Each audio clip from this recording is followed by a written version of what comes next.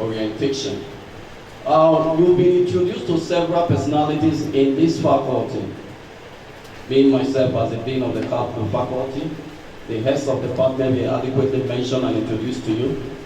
As time goes on, you'll be shown other colleagues, other lecturers, other staff members of this great faculty so that you can know how to interact with them and adequately channel your complaints, if any, when they need be.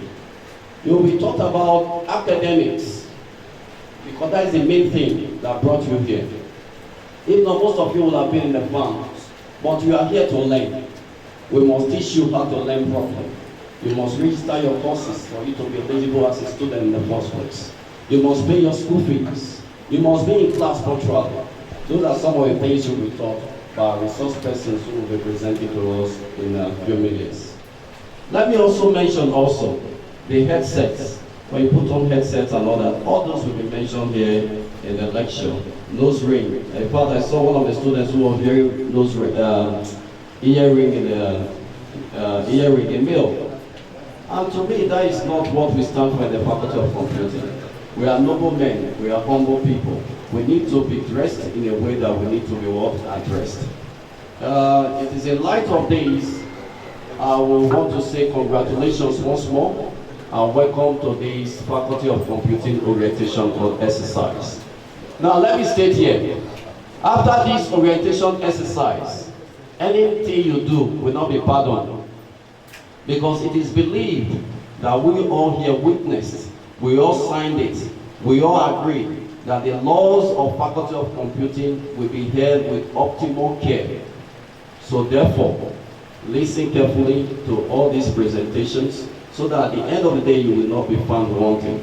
I want to say congratulations once more as I invite the first presenter to give us his presentation, Dr. Fidelis Award. Thank you so much. A round of applause. As our dear doctor is coming up, we may welcome to all our Unidel press that are already Senate meeting. I've been asked to talk on continuous assessment, examinations, and examination malpractices within the institution. I will start by asking you a series of questions. Are you all in Are you all in Faculty of Computing? I want a positive response.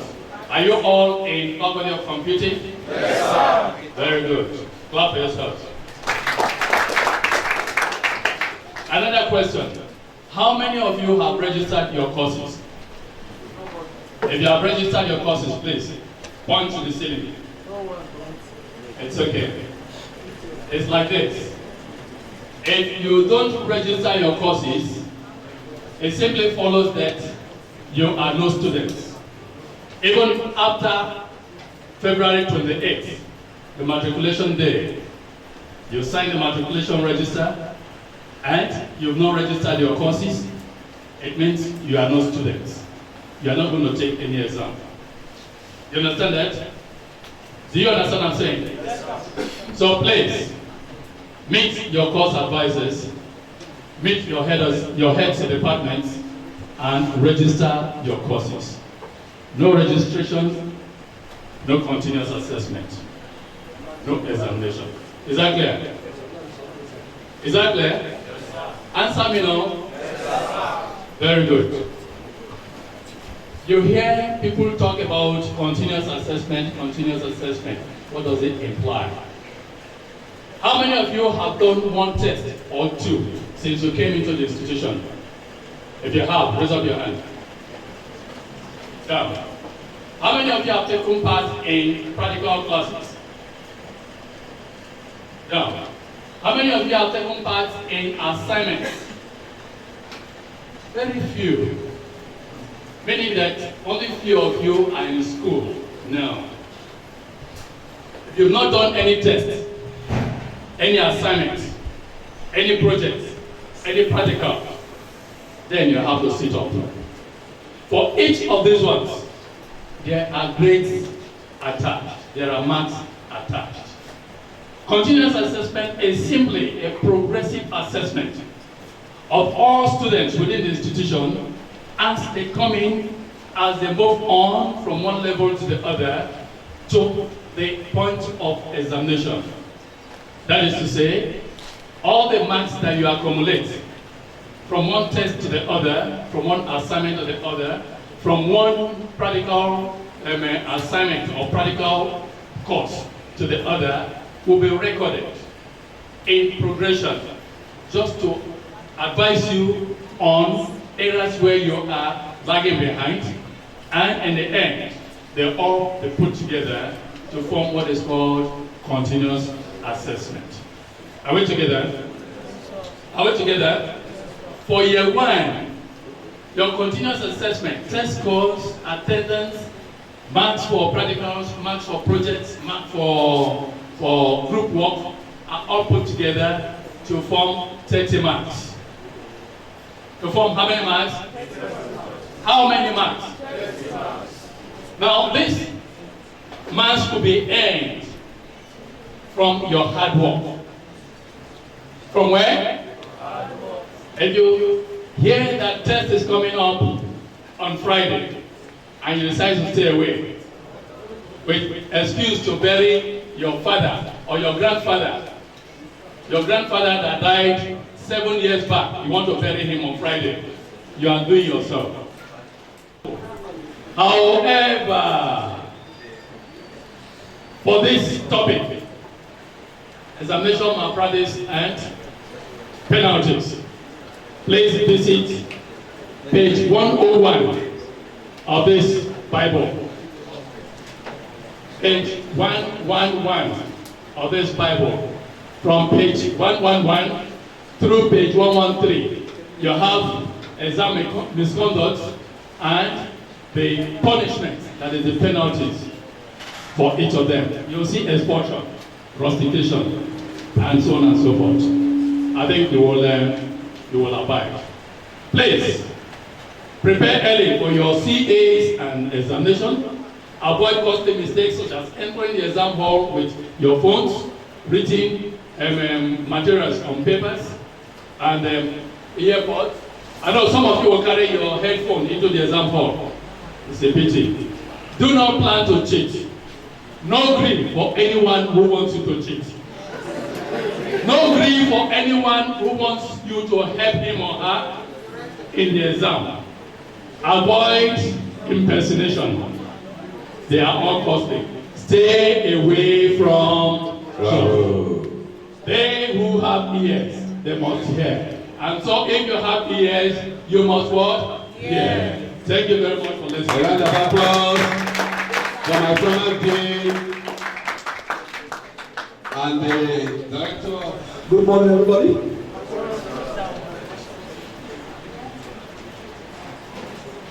Please just permit me to stand on all the existing protocols that have been established before now. My name is Olivia Andy, and I'm here to present a little talk to encourage your stay here in this university. And the topic I've been given here is about your academic life in FOC, Faculty of Computing. Your academic what? Life. Please, let's start from the very basics first. The word life here is a very big word. We know that life that we are enjoying now is given to us by God. True or false? Sure. So life itself is mysterious. And the life we are enjoying now, that is given to us by God, came through a particular channel. And the channel is simply through a particular family. And that's why every one of us here has what we call family life. We came from a particular family for that purpose that God has sent us to this earth to do what? Establish. Again, you were given admission in this university. At that very point you were given admission, and you accepted the admission, your academic life, in respect to this institution, started. So at that very point you accepted your admission, your life has started in this institution. Please take note of that. And this academic life is in 3 phases. The first phase is that you now have a purpose to accomplish in this institution. Now what? A purpose to accomplish in this institution. And the second phase is that you gain academic freedom.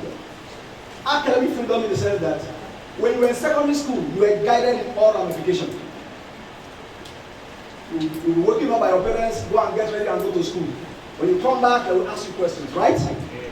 But here now, you are not a boss of yourself. You wake up, you take your bath, you come for lectures. So there are certain decisions that you have to take by yourself now. That is some level of academic freedom you are enjoying now in this institution. And now that you've entered here too, please, this institution is governed by some set of rules, and that is the third phase. You must abide with the set of rules governing this institution, or else you will be shown the way out. So these are the 3 phases you must experience as students in this great institution and in this great faculty. Is that clear? Is that clear? Yes. Now, your journey as a student starts with being admitted. And after admission, the first process you must undergo is you accept the admission. And after accepting the admission, please and please, I believe that all of us will pass through this particular process. You must get cleared by the officers in charge of clearance or attached to the admission office. And they will now look at all your basic requirements vis-a-vis the subjects required for you to get into a particular faculty and a particular program. And I believe that most of us here will pass through that process. 2 of us? Good. Now, after passing these 2 first phases of you being admitted into this institution, the next phase is the phase handled by the ICT unit. You must get your school fees paid. It's a must. Andy, please, announcement. Okay. Please, this program is streamed online. As you are here, we are being streamed online on Facebook, Unidel News Desk, Instagram, University of Delta Agbo, YouTube, Unidel TV News, Twitter, X, University of Delta Agbo. You are online. You are live online. You are live online. Thank you. Thank you very much. Now the next Clap phase. for that. Because they are watching you all over the world right now.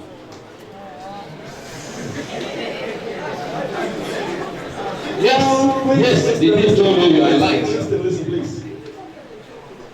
After being cleared, you are expected to proceed and pay your school fees. This phase is very, very important. This phase opens you up to so many opportunities in the school. Now, without paying your school fees, you will not have the chance or the opportunity to register your courses. So you now see the importance of this phase. You pay your fees through the ICT unit, and after paying your fees, you can now register your courses. And when you register your courses, you can now proceed to meet your course advisors, which will now in turn validate the courses you registered. So very, very important. Now, if you've satisfied that requirement as regards the university requirement, the next phase is to proceed to the faculty or the department. At the faculty or the department, there are things you are expected to do when you just resumed.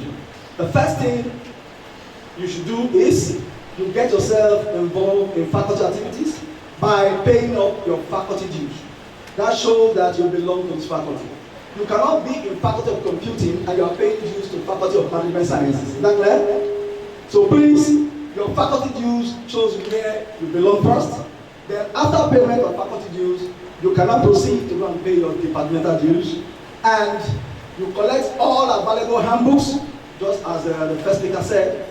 You have the faculty handbook, which is the school handbook, and also the departmental handbook that gives you all the courses you are expected to register as regards the semesters you are getting yourself involved in.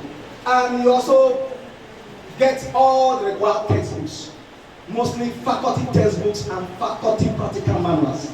Please and please, these are very, very important. You must get them to keep yourself busy with all practical work. Then, let's look at registration of courses.